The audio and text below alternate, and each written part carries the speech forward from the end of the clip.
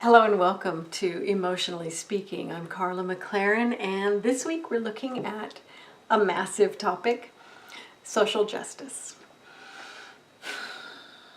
Okay, so I grew up in the 60s, and the social justice movement was a big part. I also grew up in California, so it was a big part of sort of the water I swam in, right? It just was everywhere. And at the time, social justice was about working against structures that were in and of themselves unfair. So the Voting Rights Act was enacted when I was little.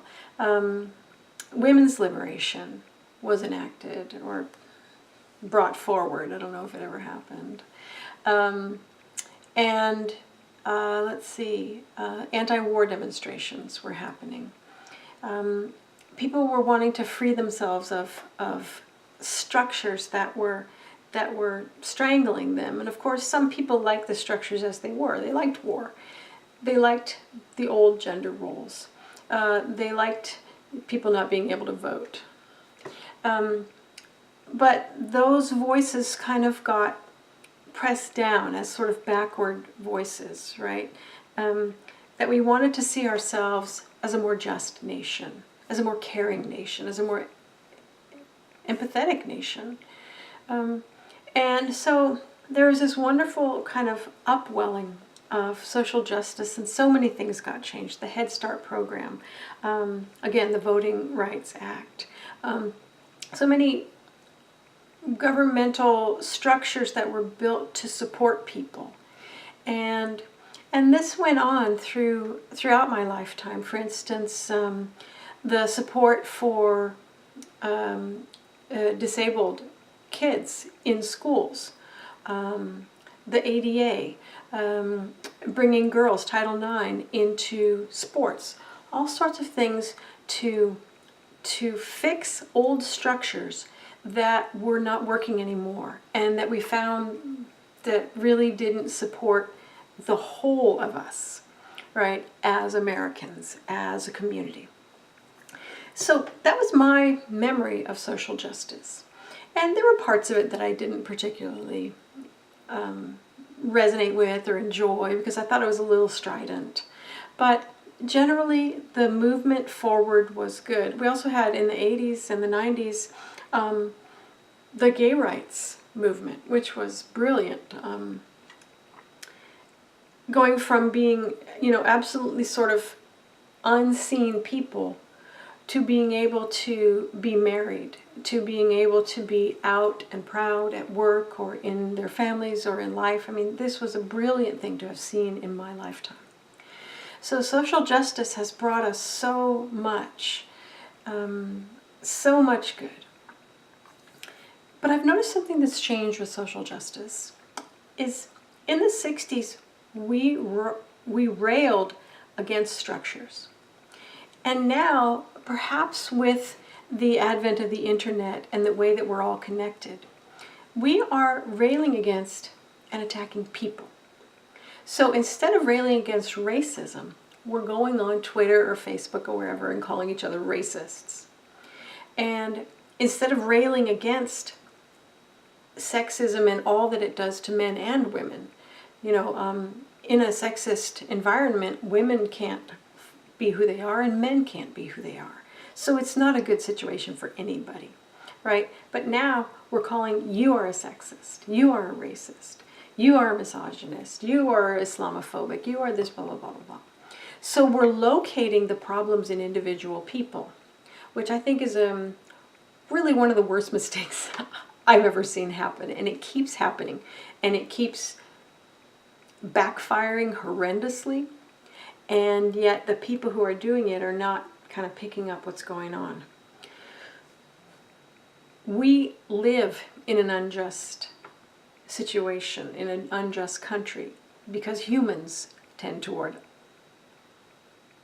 injustice, right?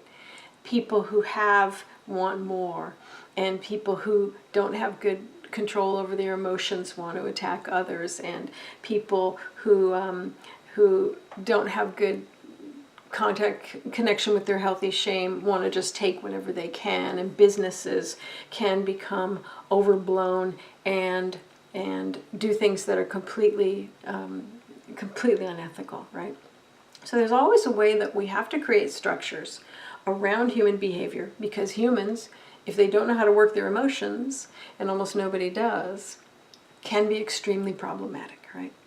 So instead of saying you are a racist, I would like us to move back and look at, we live in a racist country, right?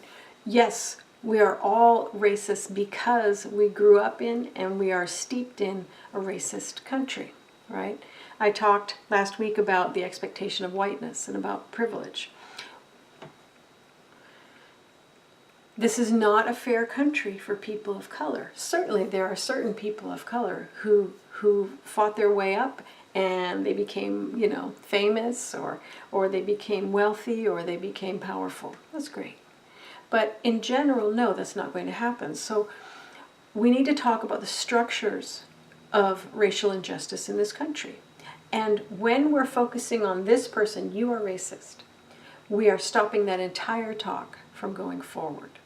And this, I think, is one of the largest sadnesses that I've seen in the internet age, is that we've stopped looking at structures, and we're focusing all of our rage and hatred and whatever, shaming behaviors onto individuals, not understanding that they come from an unjust structure or a racist structure or an ableist structure, and that means that you are discriminating against people who are neuroatypical or who are disabled in some way, right? There's not space for them to be. A sexist structure. This is 2017, and I am still seeing, ads for chewing gum that involve women's naked bodies, right? And that's not why I chew gum, okay? So if you look around, incredibly sexualized images of women still being used to sell things like it's the 1950s, okay? And everyone is feeling like, wow, now we're free, but I don't know how free we are, right? But I'm not going to go to an individual woman who's getting some money, taking off her clothes for a gum ad, and tell her that she is, some kind of problem. She is a response to the problem. She is a part of the problem. She is a victim of the problem, right? So we need to look at the problem. I'm seeing a lot of fights on social media, constant fights on social media, and I watch them, emotionally speaking, and I can see right where the problem is going to be, and then here comes the flame war and that sort of thing.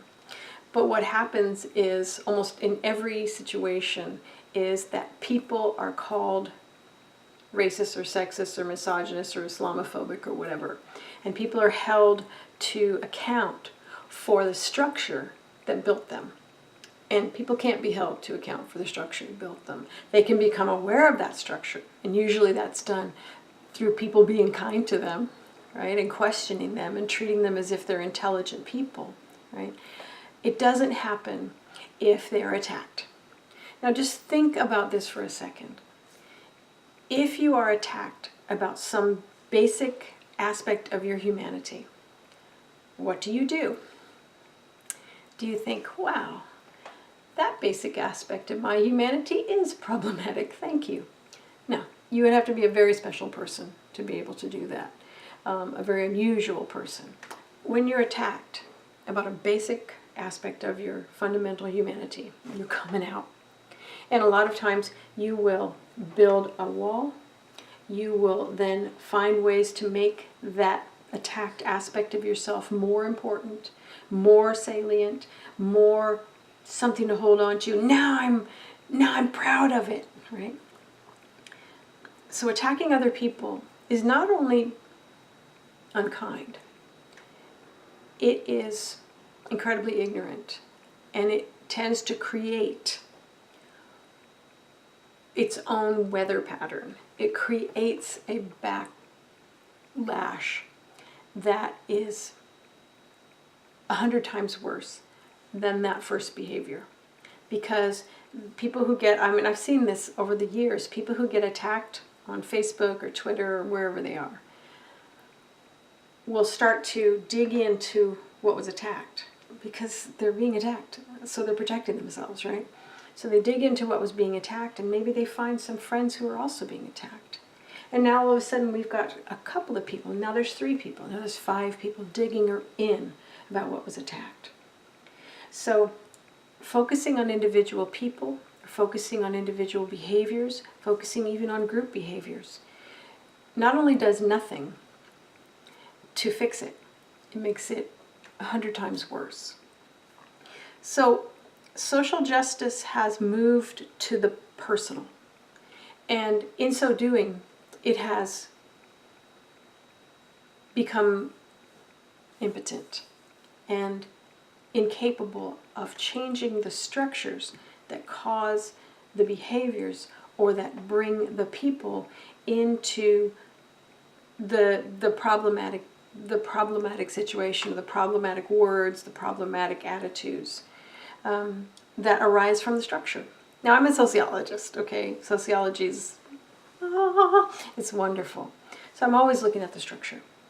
And looking at the structure helps you take a lot of your, I'm going to say it, your hatred off of individuals.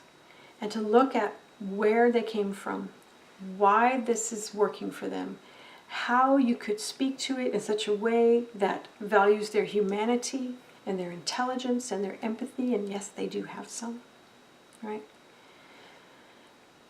To understand how to truly bring about social justice would be to treat people with justice and to look at the structure and call the structure out so that people are no longer drawn to it or forced into it through whatever situation has occurred in their lives.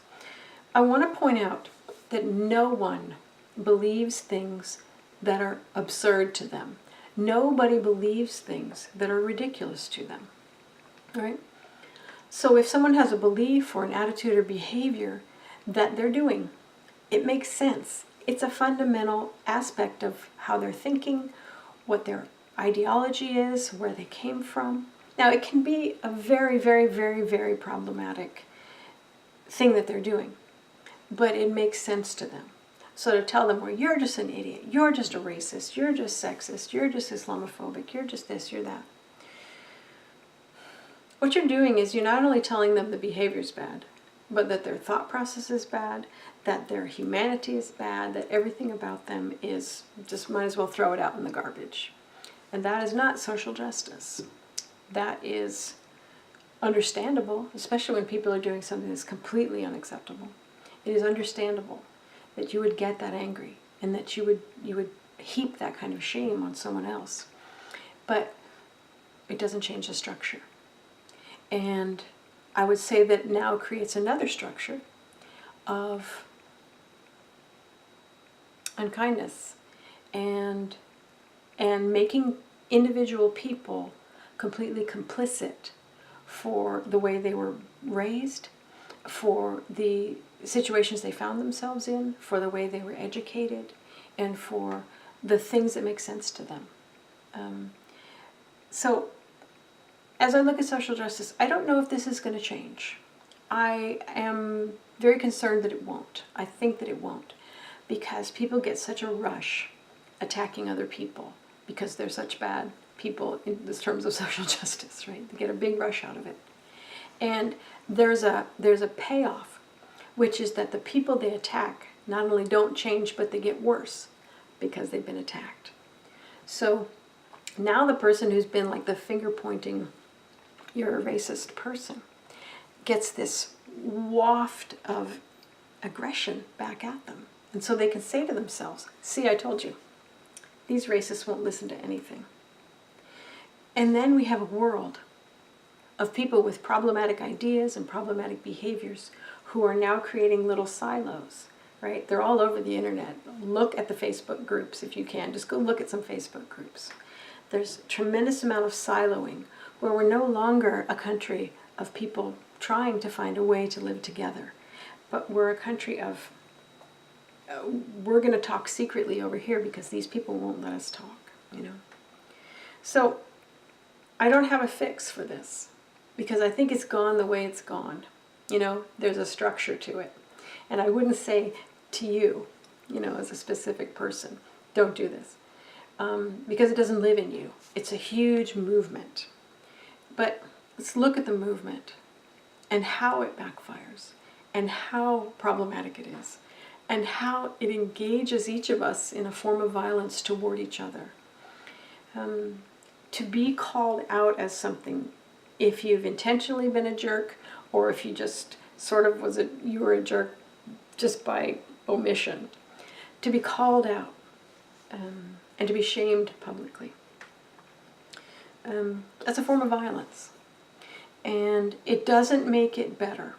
If I've done something unkind or just ignorant and someone comes at me, it doesn't make me smarter. It doesn't make me kinder. And that's what we want, right? So, emotionally speaking, if you're involved in social justice, if you're involved in flame wars, if you're involved in long comment threads of people telling each other how the world is and what they are, check it out and see how it works. What are you getting from it? What is happening to other people? What is happening to relationships? What is happening to individuals who are, you know, they need some support in figuring out how to do this social situation, how to live in this world of plurality. What is happening to the people who are being attacked? Are they changing? Are they growing? Are they evolving? Are they becoming better people? Are they? Emotionally speaking, it's important to ask these questions. See you next week. Maybe next week we'll have a question about, like, what do you do when kittens are too cute? I don't know. I'll see you soon. Bye-bye.